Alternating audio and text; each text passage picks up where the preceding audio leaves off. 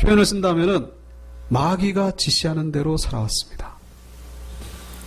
그러나 이제부터는 세상과 반대 방향으로, 그리고 마귀가 지시하는 것에 거스르는 방향으로 살면서 부딪히는 부분이 많기 때문에, 그래서 영적 전쟁이 시작되었다라고 말하고 있는 것이죠. 특별히 영적 전쟁이 아주 치열하게 벌어지고 있는 장소가 있다면 그것은 바로 우리의 생각 속이라고 말할 수 있습니다. 그래서 이 영적 전쟁이라고 하는 것은 이 생각의 전쟁이다, 그렇게 바꿔 말해도 틀린 말이 아니라는 것이죠. 생각 속에서 싸움이라는 거예요. 영적인 생각과 육적인 생각. 이 생각의 힘은 정말 위대하다라고 말할 수 있습니다.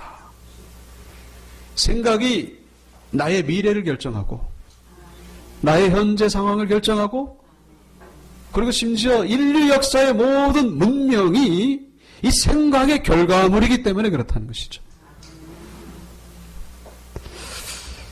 제가 운전할 때마다 보게 되는 제2롯데월드 건물을 보면서, 야, 참 인간의 기술이 참 대단하다, 그런 생각을 늘 하게 됩니다. 어떻게 저렇게 지을 수 있을까?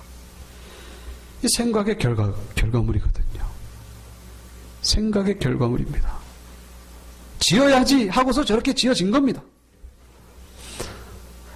그래서 이 생각을 잘해가지고 성공하는 사람이 있는 반면에 생각을 잘못해가지고 패망에 이르게 되는 그런 경우를 우리가 보게 되죠. 어저께 신문을 보니까 북한의 아이돌이라고 부르는 모란봉 악단, 베이징에 와가지고 공연하기로 다 날짜 잡아놓고 다 광고해놓고 그래놓고 갑자기 그냥 비행기 타고 돌아가 버렸습니다. 우리가 다른 나라가 만약에 그러면은 무슨 일이 있는가 보다 그렇게 얘기를 하겠지만은, 북한이 저러면 어떤 생각을 합니까? 또 무슨 변덕이 죽을 듯 해가지고 또 뭔 심경의 변화가 와가지고 정상적으로 보질 않는 거예요. 참 괴이한 나라가 바로 북한입니다. 자, 북한이 왜 저 지경이 됐습니까? 공산주의 이데올로기, 공산주의 생각, 이념 사상, 생각이 저렇게 만들어 놓은 거예요. 아주 비참한 체제로 만들어 놨다는 것이죠. 우리 세계의 골칫거리 IS, 잔인한 테러, 그것도 생각의 결과라는 것입니다. 그래서 이 성경도 이 생각의 중요성에 대해서 아주 많이 강조하고 있는 것을 볼 수가 있죠. 로마서 8장 5절부터 7절 보시면, 육신을 따르는 자는 육신의 일을, 영을 따르는 자는 영의 일을 생각하나니 육신의 생각은 사망이요 영의 생각은 생명과 평안이니라. 육신의 생각은 하나님과 원수가 되나니 이는 하나님의 법에 굴복하지 아니할 뿐 아니라 할 수도 없음이라. 사망과 생명을 판가름 짓는 것이 바로 생각이라는 거예요. 생각 때문에 죽기도 하고 생각 때문에 살기도 한다는 거예요. 그래서 우리는 이 생각을 잘 결정하는 것이고, 생각을 잘 선택하는 것이고, 잘 받아들여야 된다는 거예요. 여러분, 이 사망의 생각은 어떤 걸까요? 여러 가지 마귀가 가져다 주는 거죠. 아주 육적인 생각, 세상적인 생각, 욕심, 교만, 미움, 분노, 시기, 질투, 다툼, 원망, 미움, 이런 것들은 마귀가 좋아하는 생각이죠. 그 생각대로 우리가 행동하면은 처음에는 좋은 것 같지만은 결국에는 이것이 사망으로 이어지게 된다는 것입니다. 사망. 이 세상에서도 아주 그냥 죽는 것처럼 살게 되는 거고, 그리고 하나님의 영원한 심판을 받게 된다는 것입니다. 그리고 이런 것만이 아니라 인간이 볼 때에는 멀쩡하지만은 하나님과 하나님과 관련이 없는 생각이라면은 이게 결국은 사망에 이르게 된다는 거예요.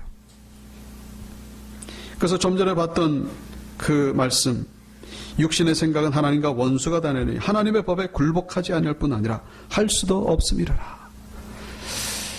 여러분, 아무리 선한 일을 하고 고상한 생각을 해도 하나님과 관련이 없다면은 그건 사망에 이르게 된다는 거예요. 좀 전에 말씀드린 제1롯데월드 대단한 기술입니다. 그러나 그것하고 하나님과 영광하고 무슨 상관이냐? 아무 상관이 없어요. 그래서 저는 믿음의 눈으로 보면은 그런 생각이 듭니다. 저거 누구 허락받고 저렇게 지었나? 누구 허락도 없이 저렇게 저기다가 덩그러니 지어가지고, 법적으로는 허락받았겠죠. 그러나 하나님의 허락 없이 저렇게 지어 높아져만 가는 저 빌딩 볼 때마다 뭡니까? 저게 바로 창세기 11장에 나오는 바벨탑의 복사판이라는 거예요. 인간의 기술이 발달하면 발달할수록, 인간의 문명이 화려하면 화려할수록 하나님과 상관없을 때 그거는 바벨탑이 된다는 거예요. 끝이 뭐라고요? 사망이라는 것입니다. 그게 휴머니즘의 결과죠. 인본주의의 결과. 이게 미워하고 살인 이런 생각만이 나쁜 게 아니라 하나님과 관련 없는 생각들은 다 육신의 생각이고 사망에 이르는 생각이 된다는 것이죠. 그렇다면 우리 성도가 생각해야 될 영의 생각은 뭘까? 오늘 본문 1절에서 이 두 가지를 말씀해 주고 있습니다. 첫째는 내가 누구냐 하는 거예요. 내가 누구냐. 성도의 정체성. 우리가 누굽니까? 1절에서 말씀하고 있죠. 하늘의 부르심을 받은 거룩한 형제들아. 우리가 바로 누구라고요? 하늘의 부르심을 받은 거룩한 형제들이라는 것입니다. 그래서 우리가 이 자리에 나오게 된 것, 여기까지 나오게 된 것, 나름대로 사연들이 다 다릅니다만은 하나님이 부르셨기 때문에 이 자리에 나오게 됐다는 것입니다. 이게 성경이 우리에게 주시는 팩트라는 거예요. 팩트. 하늘의 부르심을 받은 거룩한 형제들.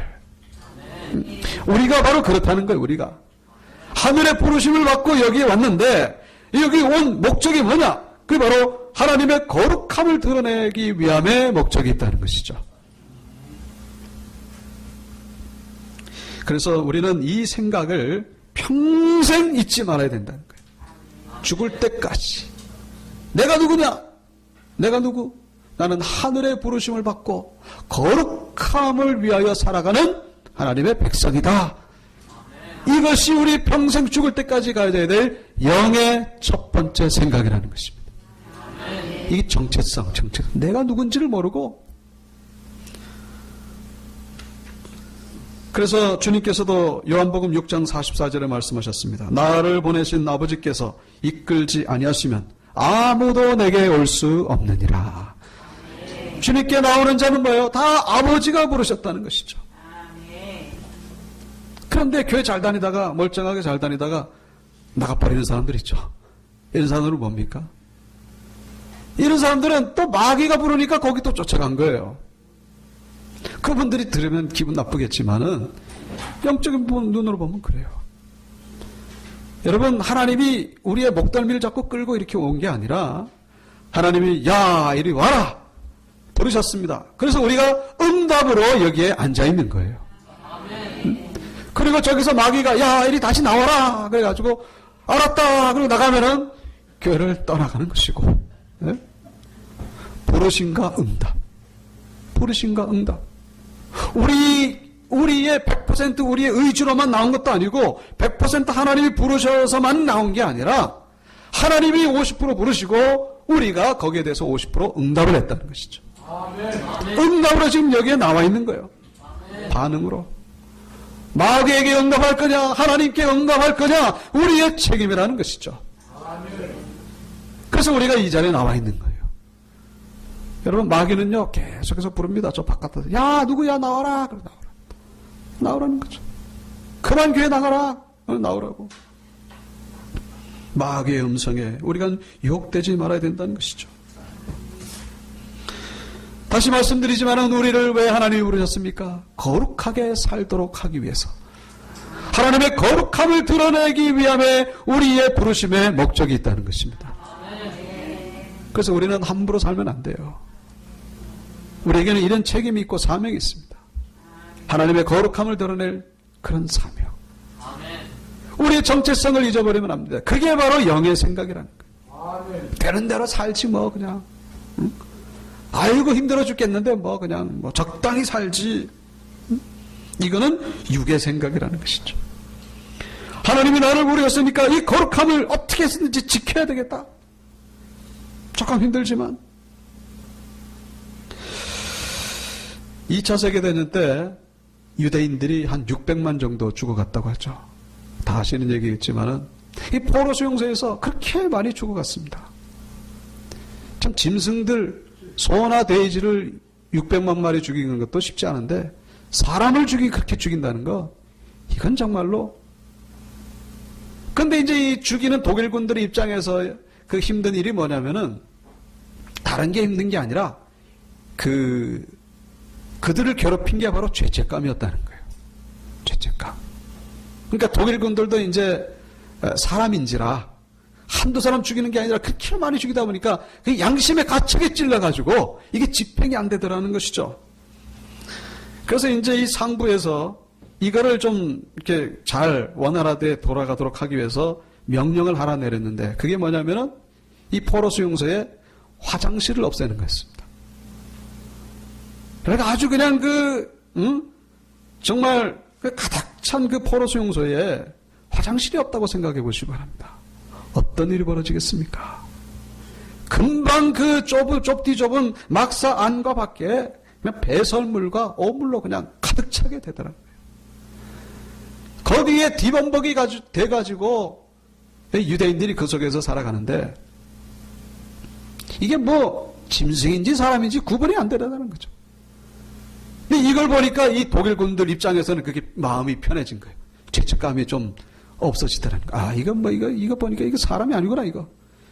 뭐 얼굴에 뭐 머리에 온몸에 똥이니 뭐 오줌이니 뭐 다 묻고 이 사람이 아니죠.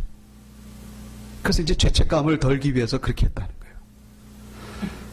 독일군 입장에서는 그게 편할지 모르는데 근데 이제 유대인 입장에서는 지옥이 온 거예요. 지옥이. 이건 뭐 이런 삶이 없는 거예요. 그런데 여기에 대해서 두 가지 반응을 보이더라는 거예요. 대부분의 사람들은 거기서 소망을 포기하더라는 것이죠. 나는 그냥 죽을 수밖에 없는 짐승과 같은 존재구나. 그러면서 자포자기한 채 그렇게 살더라는 거예요. 그런데 거기서 소수에 불과하지만은 거기서도 살기 위해서 아주 투쟁하는 사람들이 있다는 거예요. 그런데 어떻게 투쟁을 하느냐? 다른 게 아니고 이제 매일마다 그 한 컵에 그 커피를 준다고 합니다. 그 커피를 봐야 그 썩은 물에 지나지 않는 그 한 컵의 물. 이걸 가지고 그렇잖아도 이제 목이 마르니까 대부분의 사람들은 그냥 벌컥벌컥 마시기에 바쁜데 이 살기 위해 투쟁하는 사람들은 어떻게 하느냐? 반컵은 마시고 반컵을 가지고 얼굴을 씻는다는 거예요. 얼굴을 씻고 옷에다가 물을 묻혀가지고 이빨을 닦고 그리고 어떻게 해서든지 몸을 씻으려고 애를 쓴다는 거예요. 그러니까 물을 벌컥벌컥 마시는 사람들의 입장에서 보면 저 사람 뭐하나 지금. 응?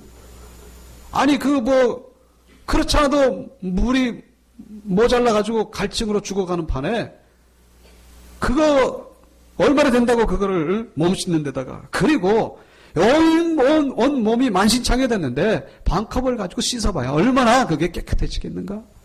이해가 안 되더라는 것이죠. 그런데 그 반컵을 가지고 씻는 사람들은 그런 생각을 했다는 거예요. 우리가 죽을 땐 죽더라도 우리는 사람답게 살다가 죽을 것이다. 우리는 결코 짐승이 아니다. 우리는 사람이다. 그러면서 총을 들고 보초를 쏘고 있는 동일 병사들 앞에서 보라는 듯이 이빨을 그냥 막 닦아대고 그걸 가지고 막 얼굴을 씻고 그걸 일종의 레지스탕스라는 거예요. 저항하는 몸짓으로 그렇게 열심히 씻었다는 거예요. 그런데 이제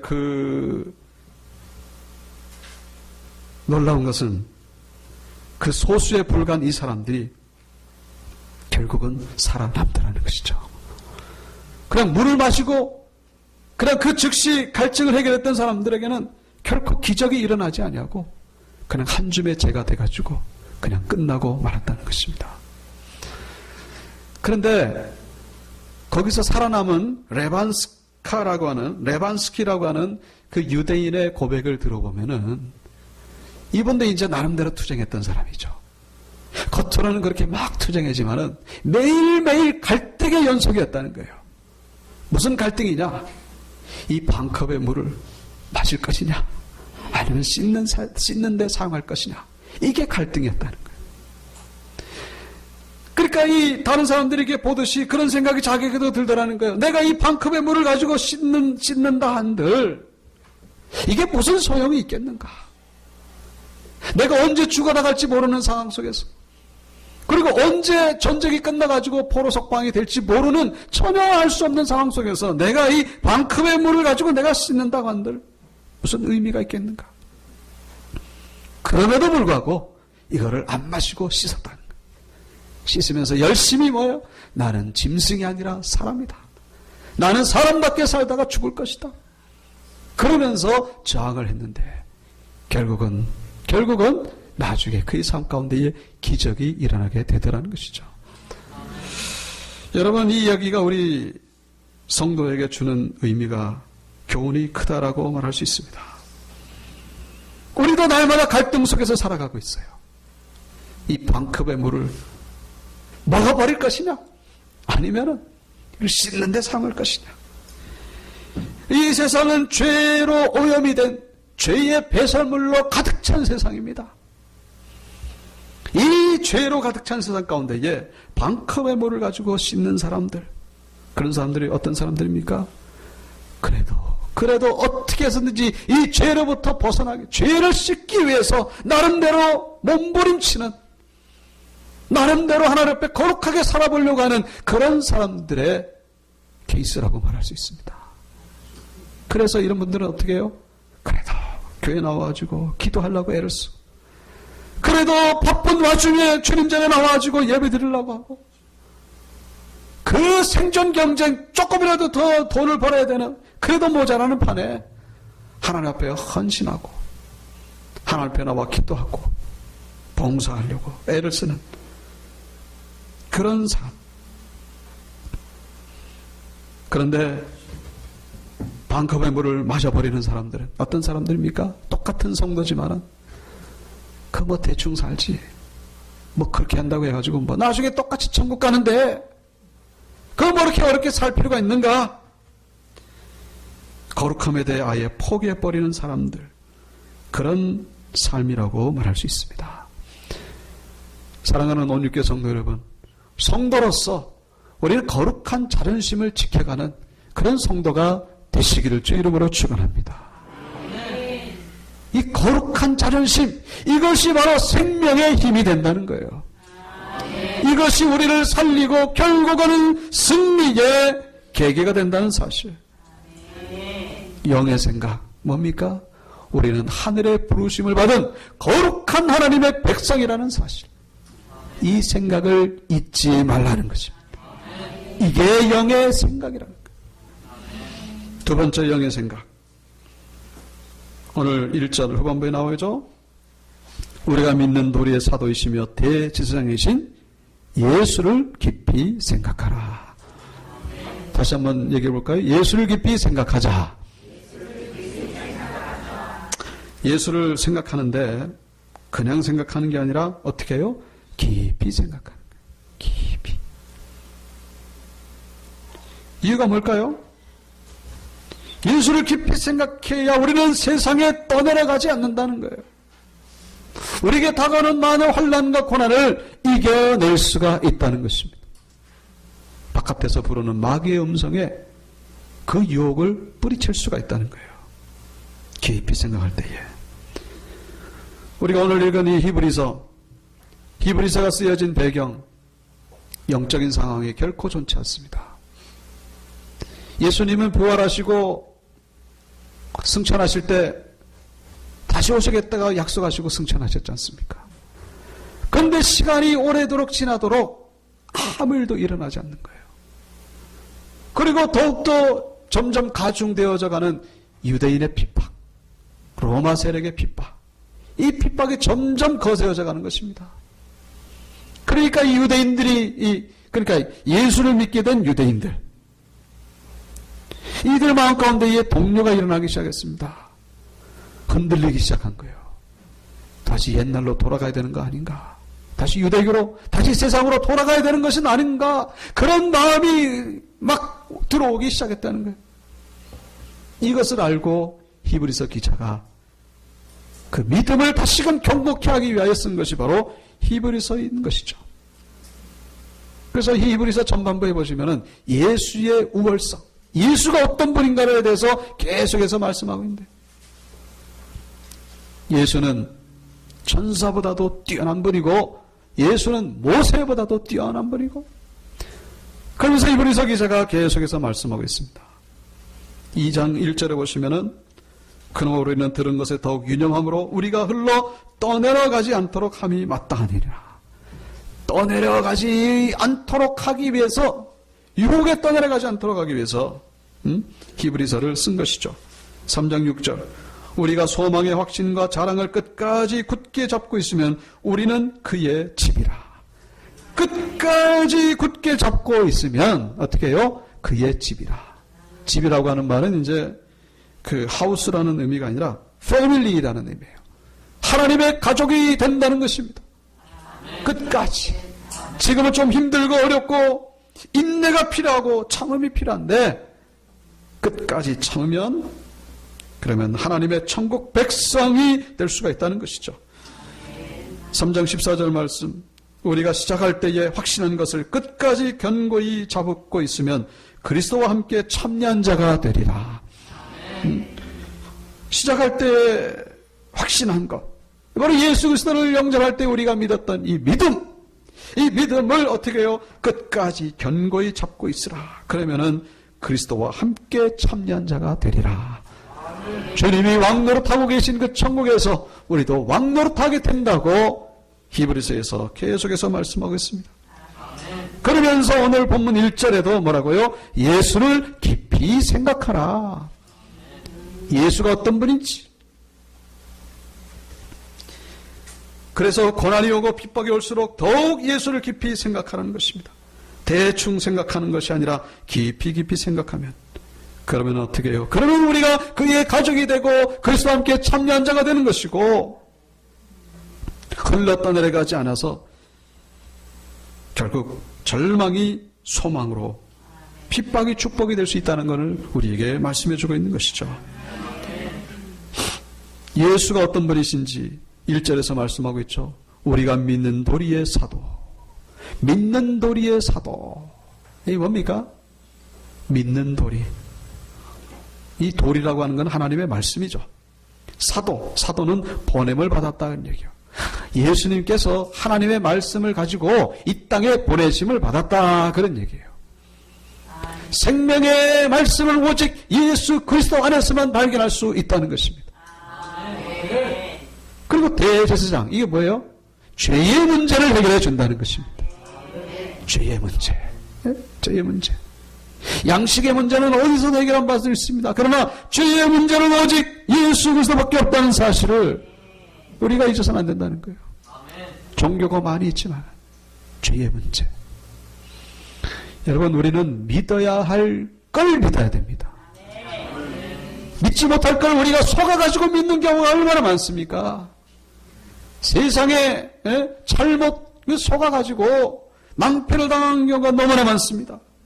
우리는 정말로 믿어야 될 분, 바로 예수 그리스도시죠. 그 2절부터 모세에 대해서 얘기가 나오고 있습니다만은, 왜 모세를 언급하고 있느냐? 이 유대인들이 흔들리니까 자꾸 모세를 생각하는 거예요. 왜? 유대교에서 그 모세가 최고의 인물이니까. 모세가 진짜 선지자고, 모세가 진짜 우리가 지금 믿고 있는 예수보다 낫지. 그러면서 의심을 막 들기 시작하는 거예요. 그러니까 히브리서 기자가 뭐라고 합니까? 모세도 위대했다. 그러나 그는 하나님의 종이었고, 그러나 예수 그리스도는 그 집의 아들이었다. 아들이었다. 그 얘기를 하고 있는 거예요. 5절에 나오지 않습니까? 모세는 하나님의 온 집에서 종으로서 신실하였고, 6절 그리스도는 하나님의 집을 맡은 아들로서 그와 같이 하셨다. 모세를 붙잡지 말고 예수 그리스도를 붙잡으라는 거예요. 여러분, 이 시대에 예수를 대체하려고 하는 모세와 같은 존재가 얼마나 많이 있는지 모릅니다.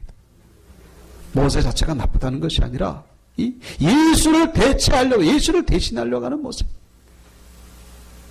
예수를 믿지 말고 이거를 믿어라. 이단 교주들과 대표적인 그 사람들이죠. 쓸데없이 잘못된 아주 그냥 영적 사기꾼들. 예수가 아니라 모세를 믿어라, 그런 얘기죠. 그것뿐만 아니라 물질, 만능주의 시대 가운데 물질이 진짜 우리가 믿어야 될 대상이다. 그러면서 예수를 믿지 말고 돈을 믿어라. 사람을 믿어라. 우리의 구세주는 바로 여기에 있다. 여러분, 우리는 거기에 휩쓸려서는 안 된다는 것이죠. 우리는 어떻게 해요? 예수만을 깊이 생각하는 자들이 되어야 된다는 것입니다. 그때의 약속의 보장이 있다는 거예요. 소망이 우리에게 주어진다는 것입니다. 신효철이라고 하는 분이 계십니다. 이분이 어릴 때 그 아주 가난하게 판잣집에서 5평 되는 가정에서 6식구가 살았어요. 그런데 이 누님이 7살 난 누님이 있었는데, 그러니까 이분은 더 어릴 때죠.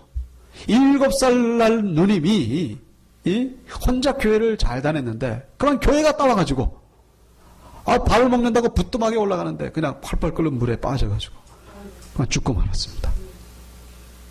근데 이제 이 누님이 죽어가면서 하는 말이, 엄마, 하나님 안 믿으면 벌 받아요.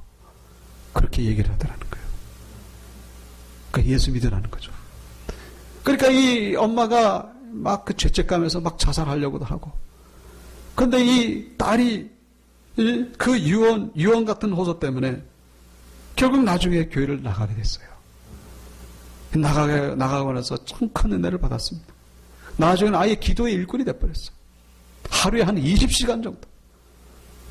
20시간 정도를 기도에 아주 매진하는 그런 아주 기도의 용사가 됐습니다. 근데 이 어머니도 이제 나중에 죽어가시면서 이 아들에게 병이 걸렸는지 하여튼 유언과도 같은 그런 얘기를 하셨다는 거예요. 내가 3가지만 너한테 부탁한다. 첫째, 하나님을 잘 섬겨라. 둘째, 이웃을 잘 섬겨라. 그리고 배려하는 오너가 되어라. 그렇게 얘기를 남기고 돌아가셨다는 거예요. 근데 이분은 그때까지만 해도 이제 교회를 안 다녔죠.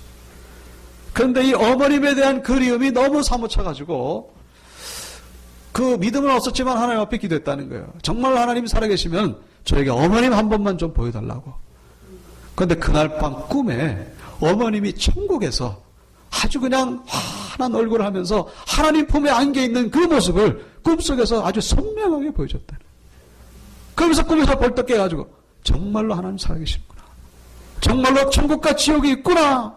그때부터 어떻게 해요? 오직 하나님만 바라보면서 신앙생활을 열심히 하면서 사업을 하는데 하나님이 놀랍게 그냥 복을 주시는데, 횟집 어달이라고 하는 횟집이 있습니다. 이게 체인점이에요. 전국에 한 30개 정도 되는데, 지금 보여주는 저게 아니고, 저거 보여줘요. 한 30개 정도 매장이 되는데 한 해에 매출이 한 200억 정도로 이렇게 아주 잘 되고 있습니다. 네이버에 검색해 보면 나오더라고요. 그런데 그리고 나서 이제 이분이 어떻게 하면 내가 하나님께 영광 돌릴 수 있을까? 그래가지고 또 다른 매장을 냈습니다. 그게 뭐냐? 연어로만. 저기 보이지? 연어로만 돼 있잖아요. 연어만 가지고 요리하는 그런 횟집이에요. 근데 그걸 내면서 이제 가맹점을 모집했는데 3가지 조건이에요. 그는 가맹비 안 받고 로열티 안 받고 아무것도 안 받고 다만 3가지만 지켜주면은 내주겠다. 그 3가지가 뭐냐? 첫째, only Jesus. 오직 예수라는 문구를 저 간판에다가 새겨라. 저 간판 왼쪽 그 상단에 보이시죠? Only Jesus. 집에다가 Only Jesus를 써붙인 거예요. 둘째는 주일에는 영업하지 말아라. 주일에 영업 안 하는 횟집이 있나요? 영업 안 한다. 그리고 셋째, 매출의 1%를 NGO 단체나 선교사 자녀 학자금으로 후원한다. 이 약속을 받고 매장을 내줬는데 이게 지금 2개째 지금 되고 있답니다. 첫 번째 저 중동 지점에 냈는데 얼마나 잘 되는지 또 냈다고 합니다. 그래가지고 송도에 또 내고 2호점이 지금 계속해서 진행되고 있네요. 이분의 고백이 그렇습니다. 아멘 소리가 살아가지는 이 세상에 Only Jesus 간판을 달고 정말 하나님께 영광 돌리는 그런 기업이 되기를 원합니다. 그러면서 간증하는 것을 제가 본 적이 있습니다. 예수를 깊이 생각했더니 하나님의 복을 주시고 정말로 놀라운 사명을 허락해 주시더라는 것이죠. 물질의 복보다 중요한 것은 하나님의 사명자가 되었다는 데에 우리는 눈을 여겨 보셔야 된다는 것입니다.